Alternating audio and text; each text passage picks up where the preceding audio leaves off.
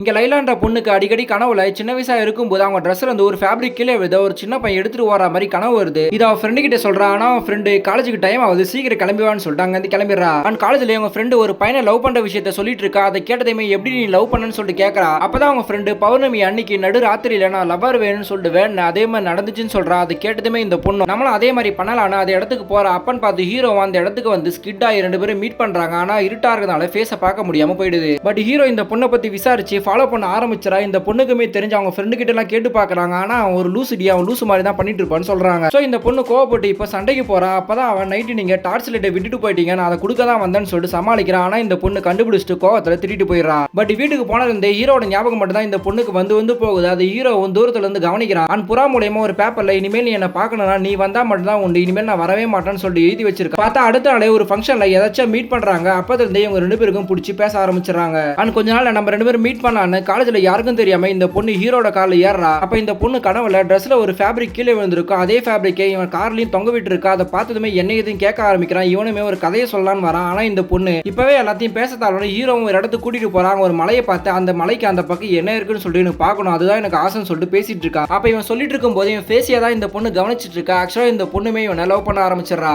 இப்படியே இவங்க ரெண்டு பேரும் மீட் பண்ணி அடிக்கடி பேச ஆரம்பிச்சாங்க. ஆனா ஒரு நாள் இவங்க மாமா பையன் பார்த்துட்டு அவங்க அப்பா கிட்ட போட்டு கொடுத்துறான். பட் அவங்க அப்பா அவன் சொல்றது போய் நான் என் மேல சத்தியம் பண்ணுன்னு சொல்றாரு. இந்த பொண்ணுமே அவங்க அப்பா மேலே பொய் சத்தியம் பண்ணிடுறா. அதனால இந்த பொண்ணு ரொம்ப ஃபீல் பண்ணி அழுவ ஆரம்பிச்சிடறா. சோ இப்போ ஹீரோ மீட் பண்ணி எங்க அப்பா மேல நான் பொய் சத்தியம் போட்டுட்டு அதனால நம்ம லவ் வேணாம் பிரேக்கப் பண்ணிக்கலாம்னு சொல்லிட்டு ஃபீல் பண்றா. ஆனா இவன் நான் உன்னை விட்டு பிரிஞ்சினா தான் ஒரு லெட்டர் எழுதி அனுப்புனேன். பட் அடுத்த நாளே நம்ம ரெண்டு பேரும் மீட் பண்ணோம். சோ நம்ம ரெண்டு பேரும் லவ் பண்ணி சேர்ந்து இருக்கிறது எல்லாமே இயற்கையால தான் சொல்லிட்டு இருக்கா. அப்பன்னு பார்த்து லைட் ஆன் ஆகி இந்த பொண்ணோட அப்பாவோட ஆளுங்களாம் வந்து கூட்டிட்டு போயிடுறாங்க. அண்ட் அடுத்த நாளே லைலாவோட மாமா பையனுக்கு கல்யாணம் பண்ணி வைக்கிறதா முடிவு பண்ணிடுறாங்க. அப்பன்னு பார்த்து ஹீரோவை இவங்க வீட்டுக்கு வந்து இவங்க அப்பா கூட சண்டை போட ஆரம்பிச்சிடறா. ஆனா இந்த பொண்ணு அதை பார்த்துட்டு என்னோட வீட்டுக்கு வந்து என்னோட அப்பா கிட்ட பேசி காலைல விழுதுதான் என்ன கூட்டிட்டு போறேன்னு சொன்னேன். பட் இப்போ என்னோட அப்பா கிட்ட சண்டை போட ஆரம்பிச்சிட்ட, நீ மத்தவங்க சொன்ன மாதிரி பைத்திய மாதிரி தான் நடந்துகிற. சோ நீ எனக்கு வேணான்னு சொல்லிட்டு உள்ள லவ் வச்சுக்கிட்டு வெளியே போய் சொல்லிடுறா. இவனை அதை கேட்டுட்டு மனசோடஞ்சி இனிமேல் நீயா வர வரைக்கும் நான் திரும்பி வரவே மாட்டேன்னு சொல்லிட்டு அங்க வந்து போயிடுறான். சோ இவங்க ரெண்டு பேருக்கு பிரேக்கப் ஆயிட்டு அந்த பொண்ணுக்கு கல்யாணமே ஆயிடுது.